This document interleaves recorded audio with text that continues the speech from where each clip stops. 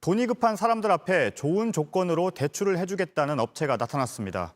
금융회사를 대신해서 고객을 모으는 대출 모집 업체였습니다. 대출을 신청했던 사람이 법원에 낸 확인서입니다.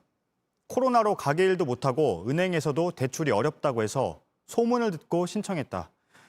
이후 신분증에 통장까지 넘겨줬는데 이 업체 사람들은 118억 원을 대출받은 뒤에 잠적해버렸습니다. 먼저 정혜성 기자입니다. 경기도 남양주의 한 임대 아파트입니다. 신한캐피털과 계약한 A 대출 모집 업체는 이 아파트에 전세 계약을 하면 전세금의 95%인 2억 900만 원을 빌릴 수 있다고 내세웠습니다. 여기에 생활 안정자금 5천만 원까지 무이자로 대출이 가능하다고 했습니다. 생활 안정자금이다 하니까 정부에서 그런 것들을 많이 이제 진행하고 그러니까 의심할 여지는 없었습니다.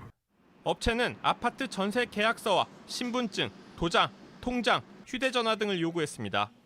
대출 심사를 위해서라고 설명했습니다. 통장을 넘기는 건 현행법에 따라 처벌될 수 있습니다. 하지만 이들은 신용도가 낮아 은행에선 대출이 쉽지 않고 급하게 돈이 필요해 꼬드김에 넘어가 버렸다고 했습니다.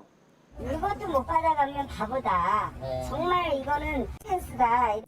대출 모집 업체 관계자들이 신한캐피털 직원인 것처럼 위장한 정황도 있습니다. 신한캐피탈이라고 소개를 해서 신한캐피탈에서 네 서류를 갖고 가서 심사를 한다고 해서 준 거예요.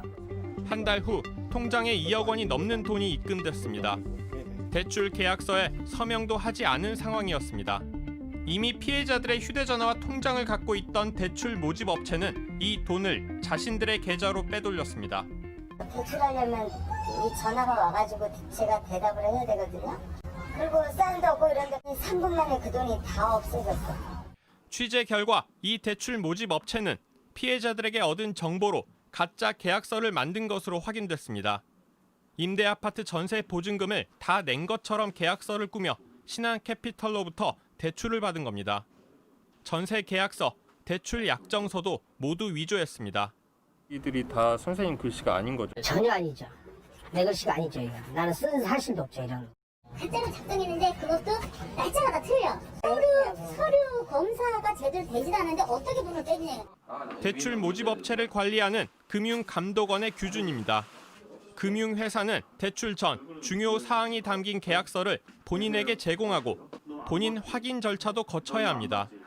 하지만 신한캐피털로부터 이 계약서를 받았다고 한 피해자는 없습니다.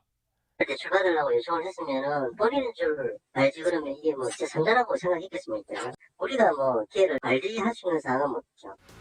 신한캐피털은 이 사실을 지난 4월에서야 파악하고 해당 대출 모집 업체를 사기 혐의로 고소했습니다. 지금까지 피해 액수는 118억, 대출 건수는 57건인 것으로 파악됐습니다. JTBC 정혜성입니다.